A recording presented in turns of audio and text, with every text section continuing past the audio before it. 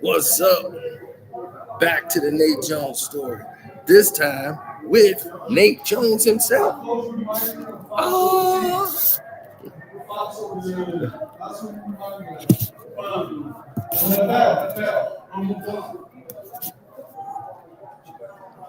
oh yeah, we just kicking it off. This is Isaiah. Yes, sir. That's right. The youngest boy, but you know, his what you call that? His masterpiece. That's right. Yeah. And he's the first one to ever have his name spelled Izea. So he's the first Isaiah with his name spelled like that.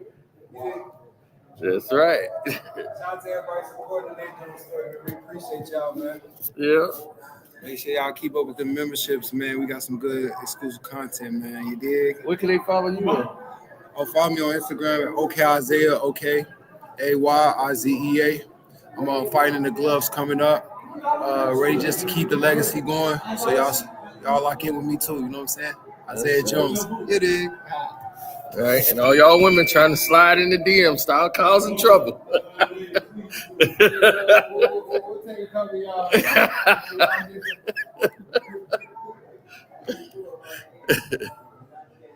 Yeah, so right now, look, fighters love to watch themselves fight.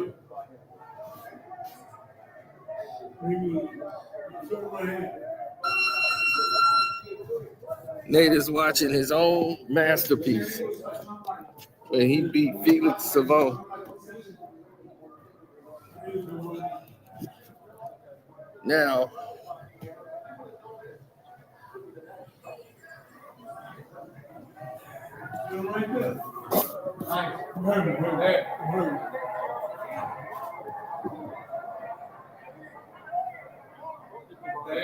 that's the Felix Savon fight.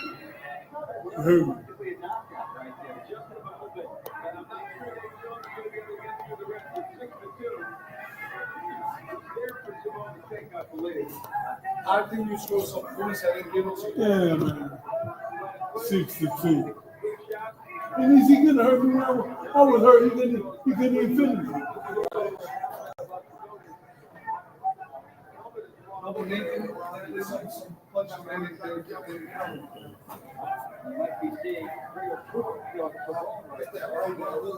Right.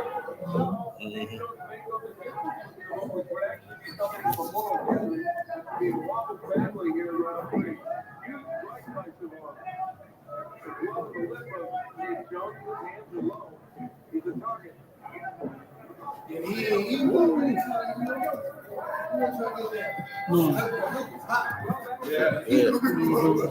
Gonna blast. Boom! I'm gonna land the motherfucker. So, yeah, he was a very crafty fighter. Felix Savon. No, he wasn't like War. No, he wasn't like War. He had that sauce in it. Right. The Cuban. A lot of motherfuckers are crafty. Cubans are crafty. He had that sauce in it. Crafty, man. Yeah. So yeah, we're gonna talk about Tank fight, and then we're gonna talk about the fight that went down with the rematch with Bivol and Better Be. And I told y'all exclusively that's what happened. I already told y'all what happened in that fight firsthand. So yeah, he gave you a nice intro. So going into the, looking back into our yesteryears, there's no footage of me fighting, thank God. You wouldn't want to see that.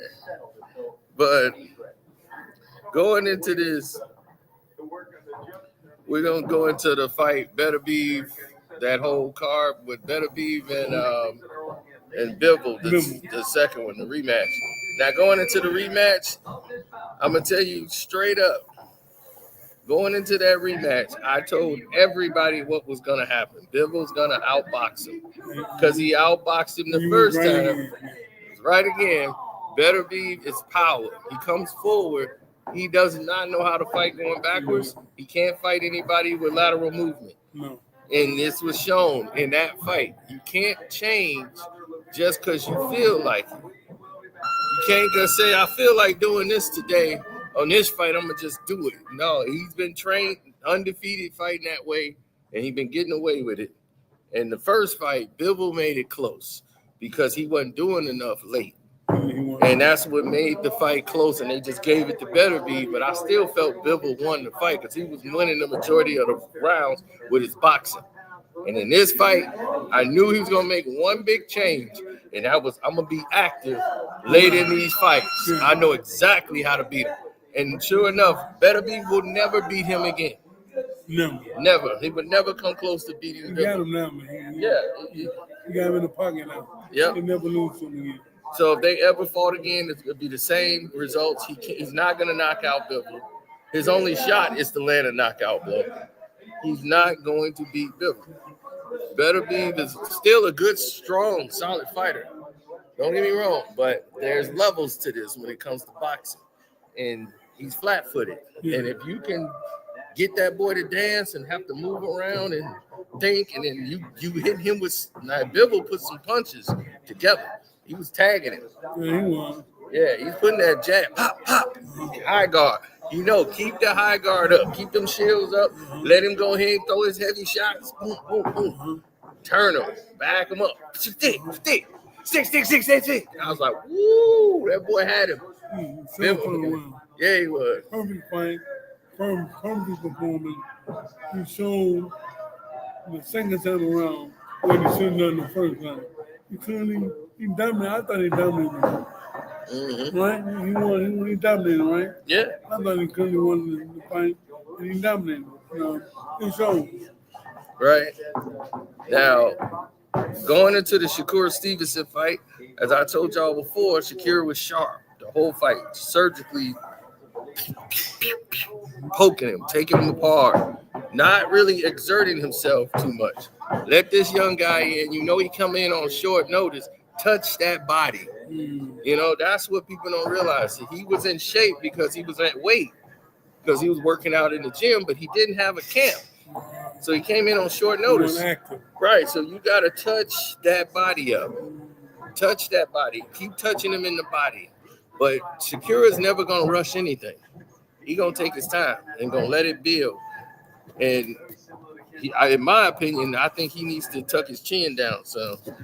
But his defense and reflexes are so sharp, he's able to get his hands back so quick and just use his athleticism. But I think if he was staying in that box and can cover up, he can catch and shoot and get counter punches. And then you'll get guys out of there quicker, instead of, jumping out of the box all the time. Like they jump in the fire and jump out. You jump in and out of distance, and then you got to reset and start all over again. You're making more work than you have to.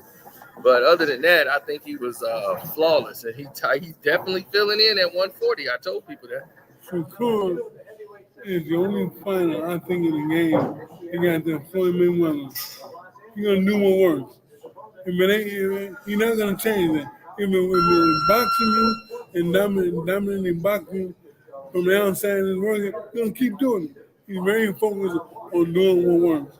And what works for him, his boxing, his range, his combination, his movement, his quick feet, his combination punches, that's what gives Shakur Stevenson over the hump. And Shakur Stevenson is disciplining them like Mayweather won to stay on top of his game. And that's what gets him over the hump, man. He only stick with one word. And then if you beat him and you find something that's working, and he has to figure it out. But if Shakur Stevenson figures you out and the box is working, you're going to stick with it. You're not going to do nothing more, nothing less. Like Mayweather, going to do what works for him. And that's important. Yeah, and then the Barcoli fight with David Parker Jr., I knew that was going to happen that way because, you can't, like Antonio Tarver told y'all, and it's Tarver takes. He said, I told you it's damn near impossible for you to come in last minute and just going to walk in there and knock a guy out who's been training for 5-6 weeks. It's hard to do that, but that's almost impossible in the sport of boxing for you to pull that miracle off. But he came in there. He went 2 rounds. 2 rounds. He took that shot on the top of the head, and then now he's just been stripped. They just did it today. He's been eliminated out of the IBF eliminator because the IBF didn't want him to take that fight. And he took the fight, and they was mad. He got knocked out, and they think that's going to affect the fight or whatever. And they took away his eliminator. But I think that money was too much to turn down. You know, Sheik had that money, and he took it. But I don't think it's going to hurt him because people still want to see him in a fight if he got a real camp, you know. And, you know, they could shoot that rematch. Now, What's big in the rematch? in a rematch, I still take Parker. Parker's a hard puncher, but he knows how to get in the range. He's crafty. He reminds me a lot of Frez, a lot of David Parker. There's a lot of Frez in him. But I think he's more heavier now. Like, he's fighting like he's about like a good, man, he's a big, like 260. Yeah, he's big. David Parker can really put some weight on that punches. And he showed it. Yeah, he showed it in that fight. When David Parker put his name in the big hands, and now he's in the corner for those big fights. And he keeps sending them to the plate, and we'll see what happens in the future. Yep. His name is in them with the big guy. Yep. And now Tank Davis got his fight coming up, and he's been doing a lot of advertising going against Lamont Roach. And now here's the situation with Lamont. I like Lamont. Lamont is cool with me. I ain't got no problems with Lamont. What y'all do? What y'all knock some over? Oh, hey, what's up?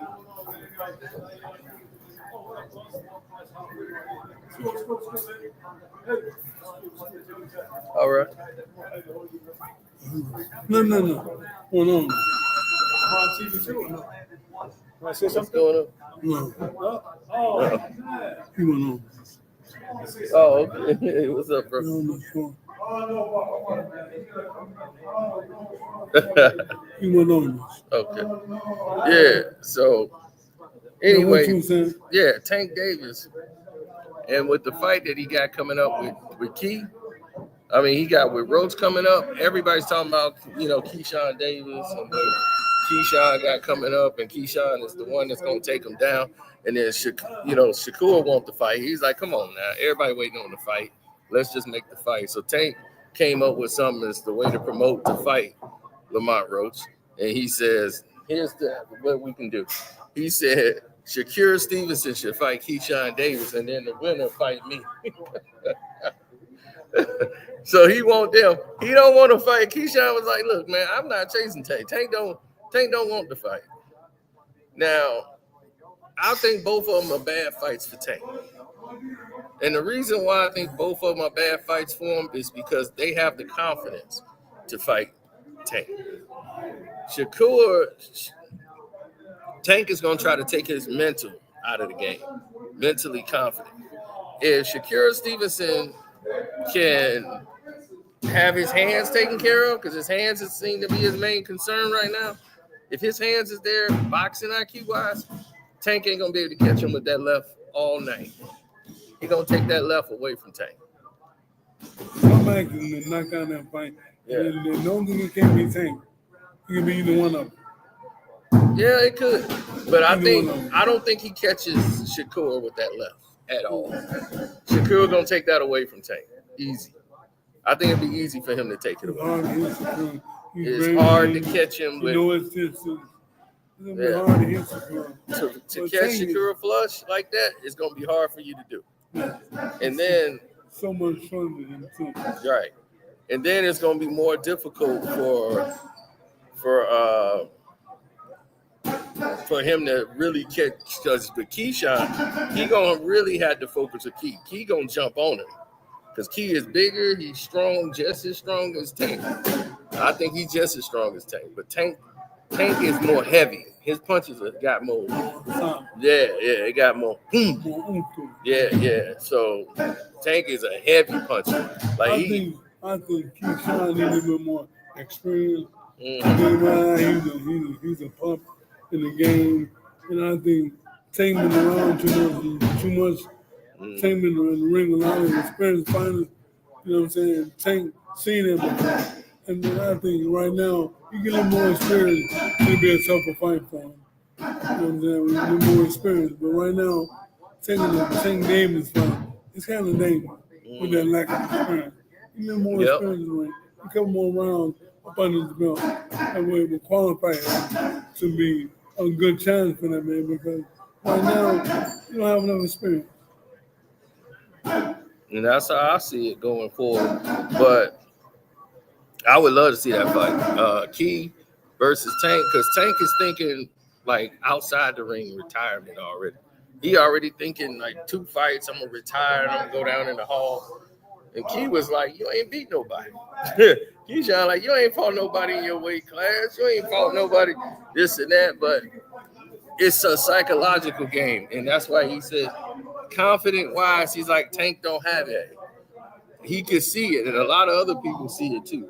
And Lamont Roach said he see it. So Roach is see it too. Now, people saying, what about Lamont Roach? Lamont Roach has been with PBC for a while. And he's an off and on guy. Like one fight he be flat, and the next fight he sharp. And I'll be like, man, okay, this is Lamont. Like, Lamont can box. He's really good. Like I've seen him be like good. Like, damn, okay, all right, I've seen. Then in the next fight, I see him. So it's all about right, exactly. One performance. Right, and this is like lackluster. And I'm like, what happened to the guy I saw it in the last fight? So with Roach, you don't know which one you're gonna get. Is he focused? What he been working on? All the stuff he been doing outside the ring, you know. So your discipline is 90% of it. If you don't have the discipline, you ain't gonna make it in this sport. Just ain't. You can't juggle 2 lives. Everybody want to be Floyd. They want to be flashy. They want to be on the camera. They want to do all these things. But then you got to do the other stuff too. Floyd gonna do that other stuff too. He gonna work out. He gonna get up at 5 a.m. and run. You ain't gonna do that. You gonna blow it off. You go to the club. Right. You gonna go to the club. Girls. Right. Floyd to go to the club, but he's still gonna run at 5. You gonna run before the club. Right. He'll run before the club, club. run after it. And you be like, damn, you putting in it? Yeah, he gonna put the work in. He ain't gonna drink. He ain't gonna do no drugs. No. But he gonna work. And you ain't gotta tell him to work. See, that's the difference. You ain't gotta. Nobody gotta come in there and say, "Hey man, come on, get up." No. Yeah, come on, get up. We gotta go work. He's not on your door, waking you up. Come on, nigga, go with me. That's right. He gonna hit the road work. He gonna put that road in. One thing about Floyd Mayweather, he sit on that road. His legs stay sharp. His condition was the most important thing about Floyd Mayweather. He was in the best shape. He knew whatever he didn't do to win. Whatever it took to win, he was going to figure it out. And he was going to win. And that's how Floyd was. He trained unlimitedly on training. He wouldn't stop. It was days we were training and we were training 9 o'clock at night. He would call me in the morning to train again. Floyd wanted to win more than everybody. His win to win was stronger than any man I've ever met. Floyd won to win is stronger than any person I've ever met. His win to win will never stop. He rather die than lose. Yeah. And like he said, just yesterday, they got everybody's attention. He said at 48, if he was to fight Jake Paul, it would be easy. He's like, I'm 48. I'll fight Jake Paul. It's easy. I'll beat him. Yeah. So all y'all was like, man, Jake Paul and knock out Floyd. He beat Logan 2 years ago. He's like, all that dude did was hold me. And he's like, Logan bigger than him. The big brother. More skills. Yeah. And he's like, Jake. You put Jake in there with him. Jake was like, he knocks Floyd out. He's like, come on. He's like, what you talking about? He's like, Netflix is basically free. He's like, that's like free fight for everybody, right? Everybody pay what? They pay about $10 for Netflix for the month, $20, whatever. He's like, man, you gotta pay. I'm pay per view. Everybody got Netflix, so the fight was free for them. He's like, me, I'm pay per view. You gotta pay for me, and I got the box office records. So I don't know what Jake Paul talking about. I don't fight for free. You gotta pay to fight. I don't fight for free. And it's gonna be a big sellout. Yeah. It's a crazy number. I mean, that being fighting is interesting. I would love to see what happened. Mm-hmm. Floyd, even though he's a bigger man, Floyd's a smaller man, and Floyd has the most experience. He has the most knowledge. And I don't see him having a chance to beat Floyd. Floyd figured out if Floyd win this season, close. Yep. And Jake won't be able to do anything with Floyd. Nothing. Even at 48. If Floyd at 48 is more stationary, he still wouldn't be able to do nothing with him. And Floyd might hurt him. That's what I'm saying. He was right by what he said before. He's like, look, they need to worry about fighting. He's like, he need to fight, like MMA guys, and don't mess around with fighters. Because I said he was finna fight Rock, son, Jr. And that fight got canceled because Rock would have knocked him out. Or Rock, son. Rockman. I seen Rockman Jr. Yeah. Fight who? Jake Paul. They were supposed to fight. Oh wow. Yeah. And it got canceled. I think Rockman Jr. knocks him out. And I think he knew that too. He tried to catch him on short notice, and he was supposed to be the replacement. Then they canceled on him.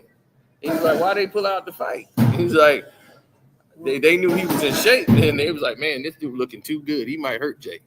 So they took Rock Jr. out of the fight. And he was like, let's run it back. Yeah, he was like, let's run it back. Yeah. Yeah, so, I think Rockman Jr. knocks Jake Paul out. He hurts him real bad. It's just... I think he beats him. I don't know about knocking him. I see him beat him. Yeah. I hope he wins. I like the Rock. Yeah. Him cool with his dad, his mom, his family. Good guy. Yep. I actually trained him before. Oh, okay. Little Rock. Yeah. Little Rock is something else, man. That's what I'm saying. He was his youngest brother. I don't know what he's still doing. I don't know if he's still fighting. Yeah. I remember him. Young kid, 156, 147. Talented. Mm-hmm. I don't know if his head was locked into the game like it needed to be from the growing and get better. Right. I think he was maybe doing it because his dad was doing it. He was trying to live up to his dad height. I don't know if it really was something he wanted to do. That's what made the difference. Yeah, and then Floyd was kind of destroying by guys, putting them in that doghouse and letting them guys just fight till they drop. You can break young fighters like that, man. I was like, I ain't agree with that at all. Some people ain't ready for that. I can see if you're a pro fighter already, you can deal with all that. You'll crush a young fighter with something like that. I think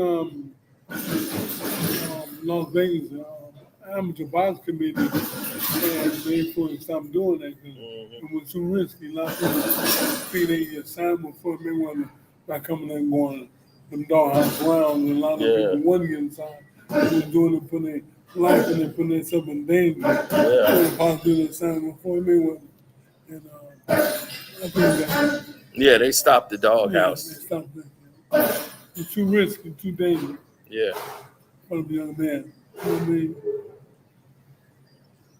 This is him, man. We here. Yep.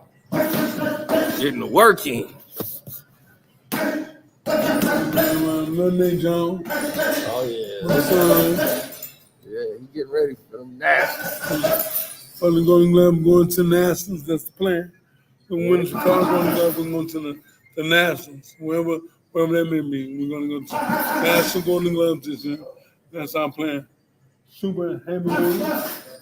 Yeah, he's already a Golden Glove winner. Yes, he won a novice division. 2 years ago now. He's going into the open division at super heavyweight, and I think he has a good chance of being the reigning college world champion from the Sun Corner Gym. Good fighter. I like the kid, very tough, tall, and good skills. But I think my son, with the training that I'm going to put in him, will have a good chance of winning this one. Open division, 205 plus. Let's go. My son, Isaiah Jones. And then He forgot one thing, handsome. Not that happen. All the ladies out there, y'all know who y'all next favorite heavyweight is, right? Still me. He's like, still. He's like, that's where he gets it from. Getting handsome. I don't know where you get that from. Oh, and they always, handsome. He's not handsome. I'm the most handsome. Yeah. Yeah. So, what do you think about Bivol's future now? Should he do the rematch? Should he fight Canelo, or should he fight Benavidez? Benavidez. I love him. Bivol and Benavidez? Yeah. That's That's the fight they want. That should be next. That's the one. That should be next. He should win the Canelo. Canelo is taking too long to make up his mind. He already beat him anyway. So, he already beat Canelo. He already beat Canelo, right. Yeah. So, Benavidez is the fight. Yeah. Then that's the fight. Right. We don't need to see the third fight. With No, Benavidez. no. We should fight him, and then after for the winner of that, Bivol and Benavidez should fight Canelo. Okay. It should force Canelo the players' cards right. It should force Canelo to fight him. Either one of those guys. Yeah. The winner of that should fight Canelo. Yeah. That makes sense. Make more sense. But Canelo's fighting Bud. Is that official? It's official. They're fighting in Cali. I'm in the jail. I'm in the jail.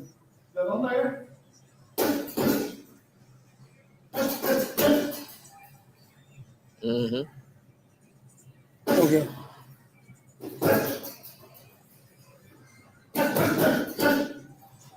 Okay, man. Now, here it is. It's official. It's happening in September. It's happening in they fighting in Cali. What's your opinion on that fight? Well, here's the thing. They just announced it's gonna be at 168, no catch weight, and there's no rehydration clause. And Crawford says he can fight at that weight, and to me, it's a dangerous fight for Bud. To fight a guy that size when you struggle with a guy at 54. You just fought that guy at 154, and he was able to hit you a lot, and you felt those shots, and it's a lot different. So fighting at welterweight and going up to 168, that's crazy. So now you've been fighting at 54. He walking around at 160 now, and with no tune-up, he going straight to 68. His boxing ability is there, but Canelo is not as slow as people think. He's good at upper body movement and placing punches, and he can crack at 168. For big guys, for Terrence Crawford, that could be a dangerous fight for him. But I can't go against Bud. I think Bud just got too many extangibles to help him win rounds. Canelo would have to knock him out. Bud would have to be very disciplined and really stick to his boxing and movement and combination and out class his boxing.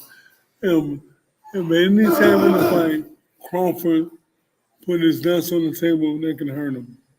I don't think Canelo is dangerous, can punch a much bigger guy. Even though he's taller than him, he's a much thicker guy than Crawford. And I don't know who to pick in that fight. Because 1 minute I'm leaning toward Canelo, 1 minute I'm leaning toward Crawford. I don't want to never